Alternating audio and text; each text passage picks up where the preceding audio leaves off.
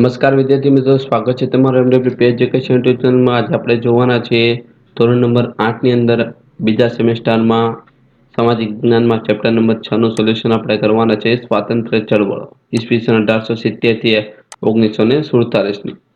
તો આજના સોલ્યુશનની અંદર આપણે શરૂઆત કરીએ તેની પહેલા, જો તમે પ્રથમ વખત અમારી ચેનલ તમે જોઈ રહ્યા હો તો તમે ચેનલને સબસ્ક્રાઇબ કરી દો, જેથી તમને વિડીયો લેક્ચર મળતા રહે. અને આ ચેનલને તેમજ વિડીયોની લિંક તમારા ફ્રેન્ડ સર્કલમાં અવશ્ય શેર કરો, જેથી તેમને પણ સોલ્યુશન મળતા રહે.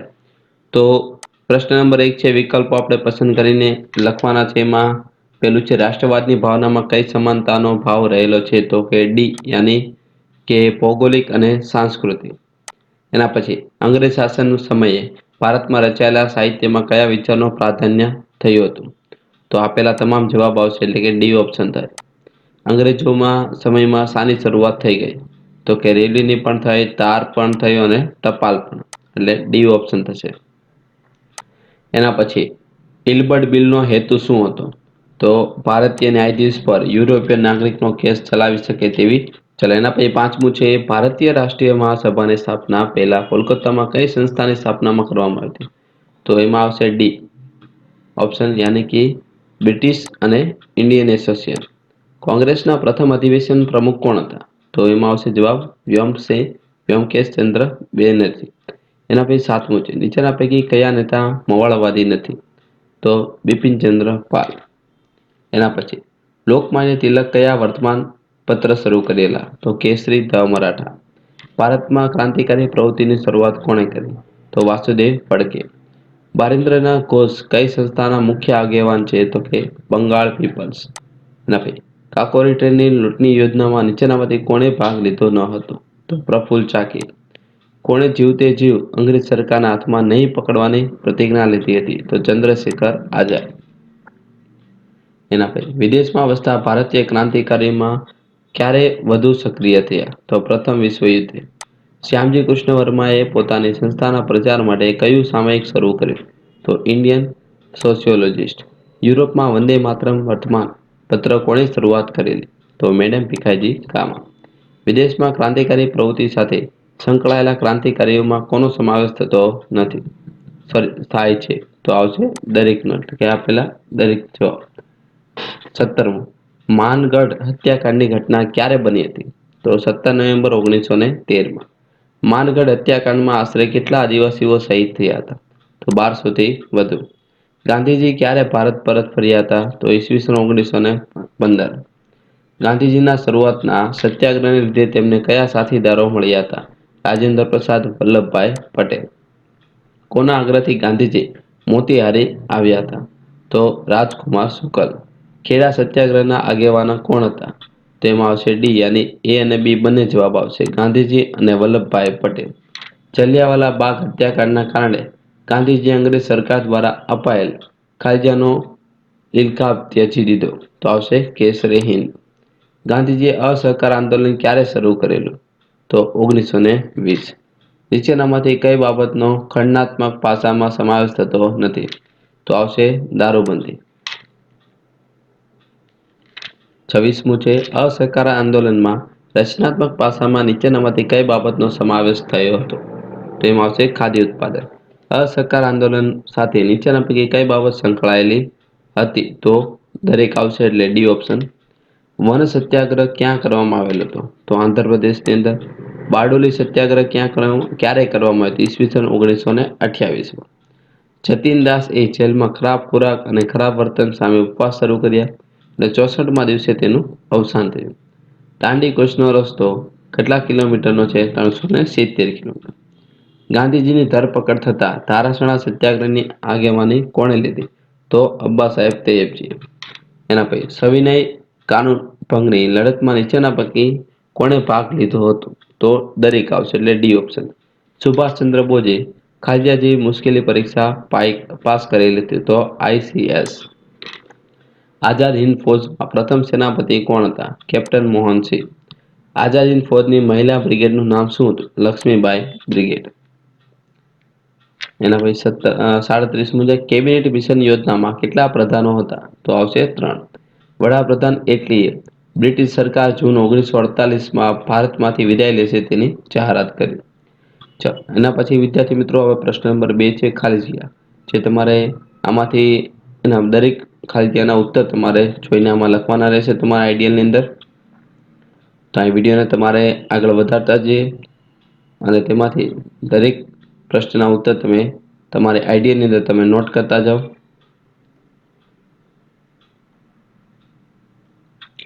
એના પછી પ્રશ્ન નંબર 3 આવે છે ખરા ખોટા.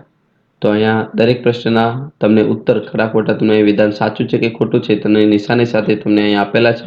તો તમે તે પણ જોઈને તમારા આઈડિયલની અંદર તમે નોટ ડાઉન કરી શકો છો.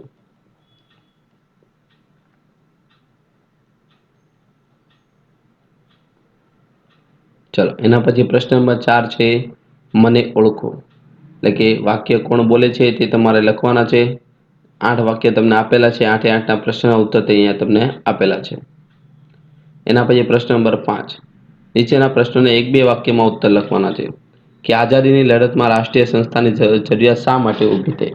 તો આઝાદીની લડતમાં રાષ્ટ્રવાદના વિચારોને ચોક્કસ દિશા આપવા અને અંગ્રેજો સામે ભારતીયોના હિતોને રજૂ કરવા માટે જરૂરિયાત ઊભી થઈ હતી. બીજું, કોંગ્રેસનું પ્રથમ અધિવેશન ક્યાં અને ક્યારે મળ્યું. તો પ્રથમ અધિવેશન 28 ડિસેમ્બર 1850 ગોકુલદાસ તેજપાલ સંસ્કૃત પાઠશાલામાં. કોને મવાળમાંથી નેતા તરીકે ઓળખવામાં આવે છે.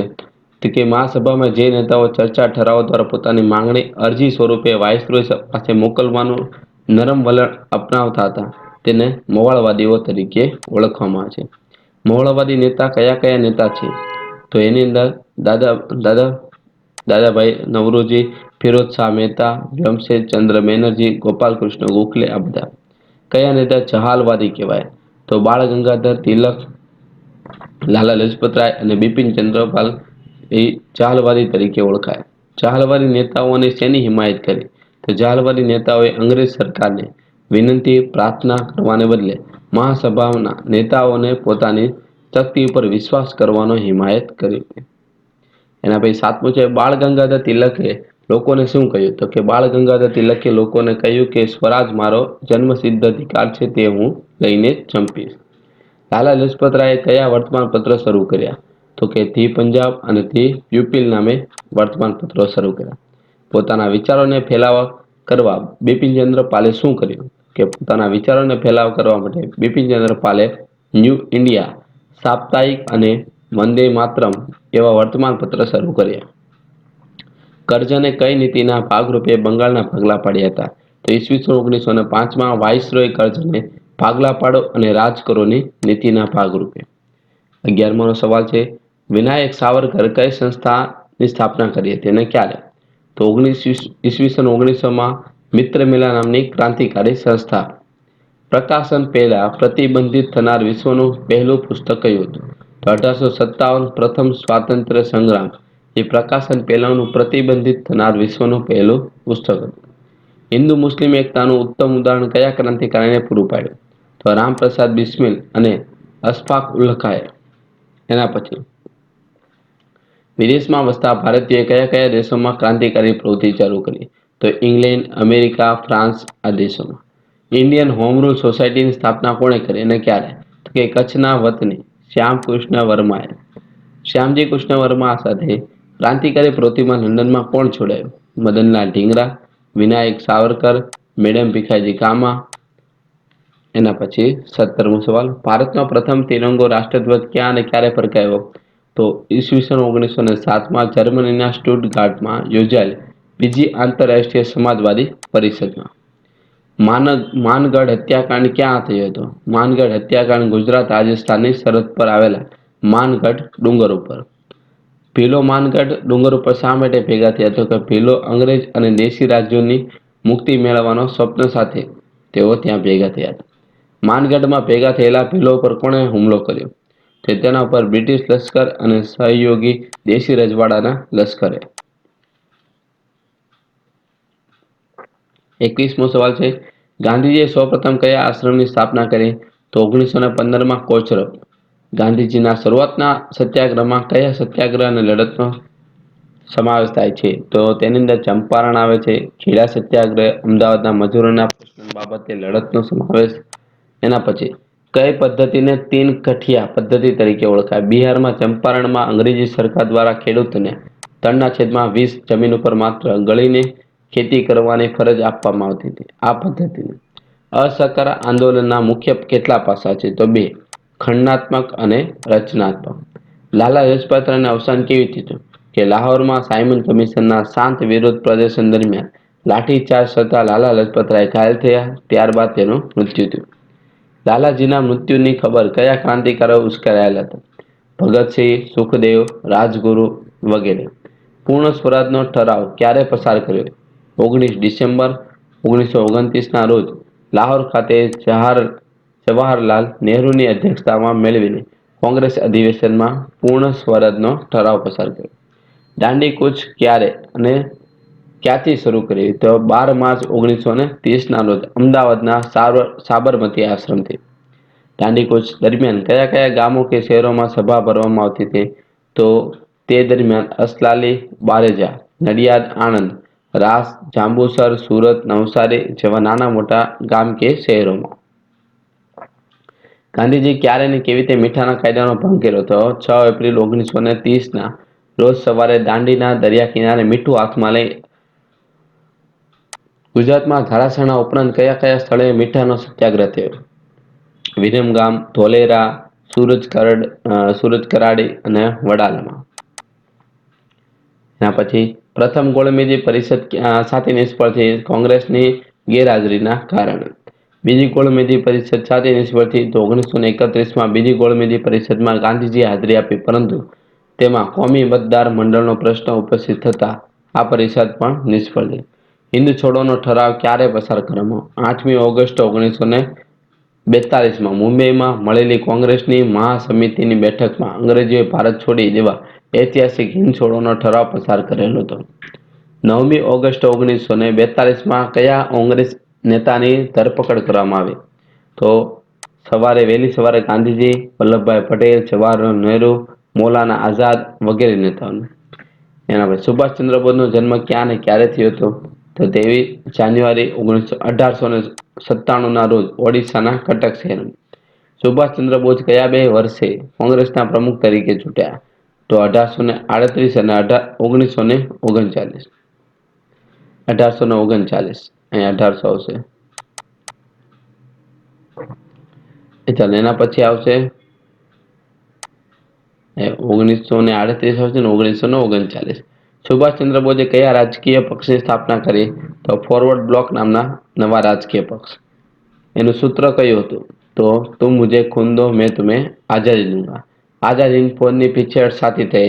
બીજા વિશ્વયુદ્ધમાં જાપાનની સ્થિતિ બદલાતા પુરવઠાની તંગી સર્જાય. વળી ભારે વરસાદ, ભૂખમરા અને પ્રાકૃતિક પ્રતિકૂળની સર્જતા આઝાદ હિંદ ફૌજને પીછેહટ કરવી. નેતાજીનું અવસાન ક્યારે થયું હોવાનું છે? 18 ઓગસ્ટ 1945 વિમાન અકસ્માતમાં. ભારતીય નૌસેનાના સૈનિકોએ ક્યાં અને ક્યારે વિદ્રોહ કર્યો? તો 1946માં મુંબઈમાં. બ્રિટિશ કમિશનની યોજનામાં કઈ બાબતનો સમાવેશ થતો હતો? તો કેબિનેટ મિશનની યોજનામાં બે બાબતનો સમાવેશ થતો. એક લાંબા ગાળાની યોજના અને બીજી વચગાળાની યોજના. કેબિનેટ મિશનની લાંબા ગાળા યોજના શું હતી? તો કે કેબિનેટ મિશનની લાંબા ગાળા યોજનામાં ભારતને હિન્દુ બહુમતી વિસ્તારો, મુસ્લિમ બહુમતીવાળા વિસ્તારો અને મિશ્ર વસ્તી એમ 3 જૂથમાં વહેંચવામાં આવે. બંધારણ સભા માટે ચૂંટણી ક્યારે થઈ? તો એના માટે ચૂંટણી જુલાઈ 1946માં. માઉન્ટ બેટનને કઈ દલીલ કોંગ્રેસના નેતાઓને યોગ્ય લાગી?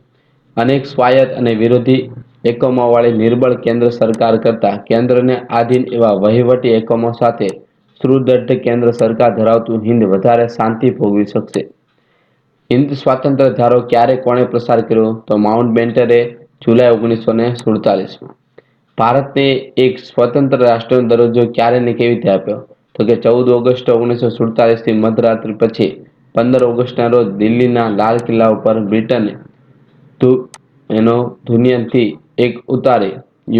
જેક ઉતારી તેના સ્થાને ત્રિરંગો ધ્વજ ફરકાવીને એક સ્વતંત્ર રાષ્ટ્રનો દરજ્જો આપવામાં આવ્યો. ચલો એના પછી હવે તમને નેક્સ્ટ વિડીયો લેક્ચરમાં આપણે ચેપ્ટર નંબર 7 જોવાના છે, તો તેના માટે તમે ચેનલ સબસ્ક્રાઈબ કરો જેથી તમને વિડીયો લેક્ચર મળતા રહે. Thank you. જય હિન્દ, જય ભારત.